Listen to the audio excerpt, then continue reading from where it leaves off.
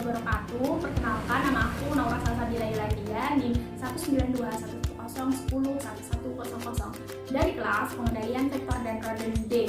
Jadi, pada video kali ini aku akan melakukan proses pengawetan dan identifikasi pada beberapa lalat yang telah aku temukan.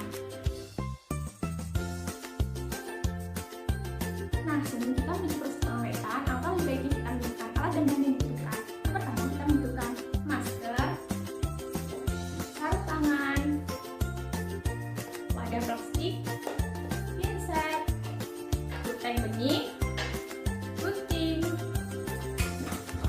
double tip, ballpoint, penggaris, tas, cetakan bulat, tisu, figura, beberapa lalat yang telah aku temukan.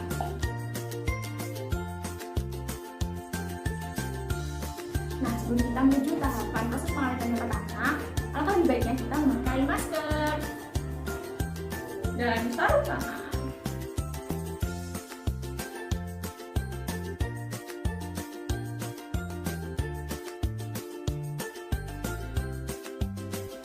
Sebelum memulai proses pengawetan yang pertama, sebaiknya kita menyingkirkan barang-barang yang tidak terpakai. Langkah yang pertama yaitu mematikan kecoa. Siapkan wadah plastik, formalin, lalat, dan juga pinset.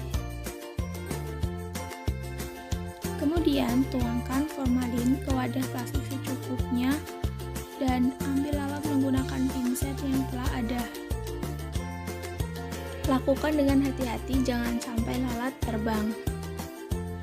Nah, lakukan satu demi satu hingga semua lalat yang telah ditemukan masuk ke dalam formalin untuk proses mematikannya. Tunggu kurang lebih selama 5 menit hingga lalat benar-benar mati.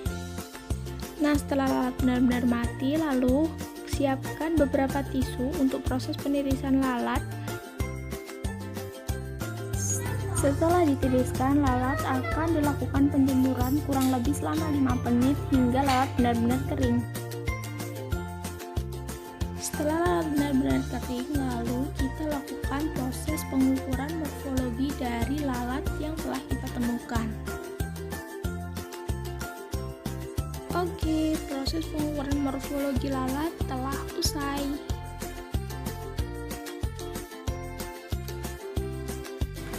Kemudian siapkan kertas berpola, tapi sebelumnya kita lepas dulu sarung tangan yang kita pakai agar terlihat lebih mudah. Gunting pola-pola hingga membentuk lingkaran sebagai tempat peletakan lalat. Gunting satu persatu dengan hati-hati pola yang telah ada. Siapkan pinset sebagai alat mengambil lalat dan letakkan lalat pada pola-pola lingkaran yang telah digunting.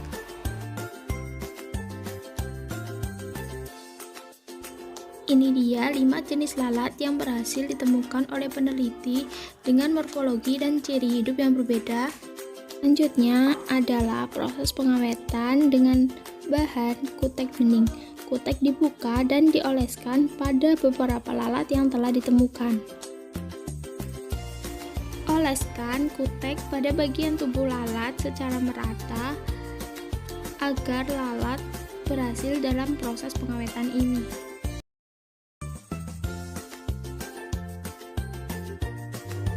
Setelah melalui beberapa proses tahapan pengawetan, saatnya kita menuju proses pengemasan, di mana lalat yang telah diawetkan siap untuk ditempel pada figura berkayu dan dihias agar terlihat nilai keestetikanya.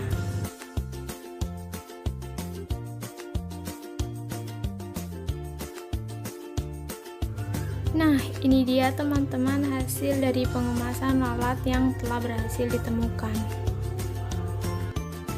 Nah, pada penelitian kali ini aku berhasil menemukan 5 jenis lalat yang berbeda. Yang pertama ada lalat rumah atau Musca domestica. Yang kedua ada lalat hijau Luciana sp. Yang ketiga ada lalat daging Sarcophaga peregrina. Yang keempat ada lalat buah Bactrochera carambolae. Dan yang kelima ada lalat limbah Clochmia albubunstata.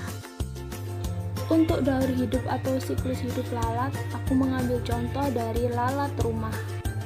Nah, siklus hidupnya dimulai dari telur, larva, kemudian pupa, dan akan menjadi sebuah lalat dewasa. Lalat memiliki siklus hidup yang sempurna, yaitu memiliki 4 tahapan yang tadi dijelaskan di awal. Pada tahapan telur, umumnya lalat betina dapat bertelur lebih dari 150 telur dalam satu periode hidupnya.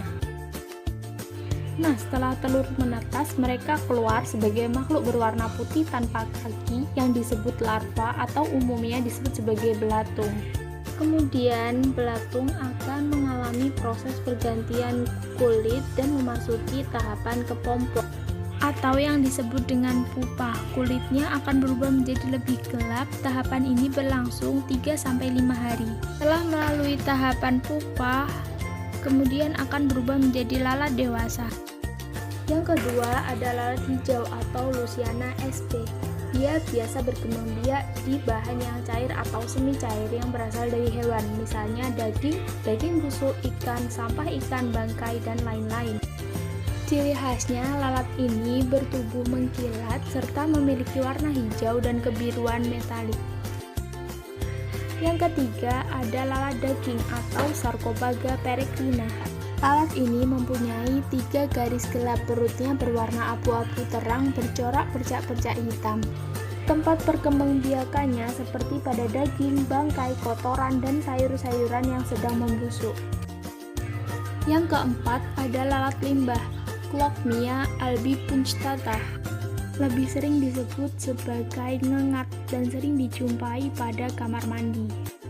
Ukuran tubuhnya sangat kecil, telur, larva, dan pupanya sering dijumpai pada saluran pembuangan limbah rumah, tangki septic tank, dan kompos tanah.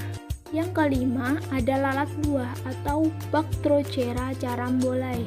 Lalat ini memiliki tipe mulut penjilat dan sering dijumpai pada sekitar pohon jambu dan pohon belimbing. Dari kelima jenis lalat yang berhasil ditemukan, disimpulkan bahwa setiap lalat memiliki morfologi, ciri-ciri, dan kebiasaan hidup yang berbeda. Itu tadi hasil identifikasi yang berhasil aku simpulkan. Terima kasih. Wassalamualaikum warahmatullahi wabarakatuh. Sampai jumpa.